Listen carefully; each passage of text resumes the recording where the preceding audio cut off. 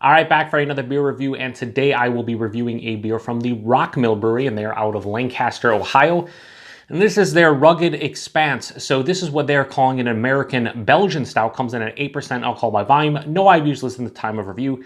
This can is just over 5 weeks old. So I want to give a huge thanks and shout out to a good friend of mine and fellow beer tuber, Rod, over at Rod J BeerVentures.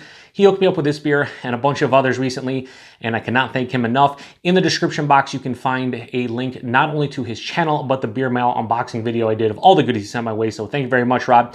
Now, I've had a few beers from Rockmill. I think they focus mostly on Belgian style beers. I've had their Saison, I forgot the name of it, and I believe I had a Belgian triple from them. And both those beers were sent to me by Ethan over at Ethan's Beer Reviews. This had to be about at least 3 years ago, before I had a channel, so did not review them, but I enjoyed them. So when I saw this one, I was like, man, so it's basically a hybrid American-Belgian Stout. So they're probably using a Belgian yeast strain and an American Stout base. So yeah, it's basically an Imperial Stout though, 8%. Yeah. Anyway, let's give it a crack and a pour. Now, I haven't seen anybody's opinion really on this one other than my buddy Todd. We did a recent Beer Flow show, and he basically said this one was really coffee forward. So be curious to see if I pick up on that or not. But regardless, I should enjoy this one. I feel like it's going to be a pretty tasty beer, but we will see. Anyway, yeah, that pours out a really nice, you know what?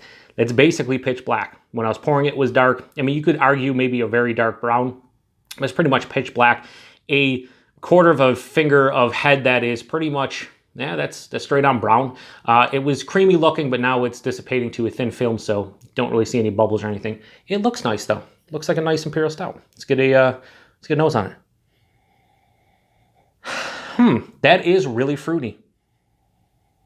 Now, based on what I'm smelling here, I wouldn't tell you that there's a Belgian yeast strain in here. I would just say there's a lot of dark fruits. There's a dark cherry, raisin, bit of plum. And there's a decent coffee roast, as Todd was indicating. Now, this is not huge on the nose, but it's a coffee roast mixing in with a roasted stout characteristic. There's a touch of vanilla too. A little bit of ashiness, and that might sound bad, but just like almost a cherry kind of note from the malt. Yeah, it smells pretty good. Maybe a bit of dark chocolate too. I'll tell you what, this smells like a really well-made American Stout, or American Imperial Stout. I'm not really picking up the Belgian yeast strain qualities. It could be those dark fruits. It probably is, but it's not like distinct. Usually when I have a Belgian beer, that yeast, the esters from the yeast strain are just, you know, very vibrant and you can kind of pick it out. Not getting that in this, but it does smell pretty good. So thanks again, Rod, and cheers everybody. Let's see what this one has to offer.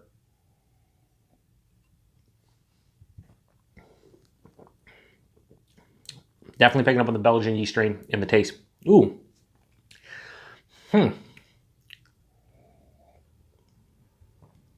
Big pop of like carbonation and a big, pretty hefty dose of bitterness too on the back end of this one. I can see what Todd was saying about like the coffee roast. This has a big, like kind of what I was getting in the nose, like I said, kind of ashy. Has like an ashy, more of a like almost burnt or charred roasted malt note.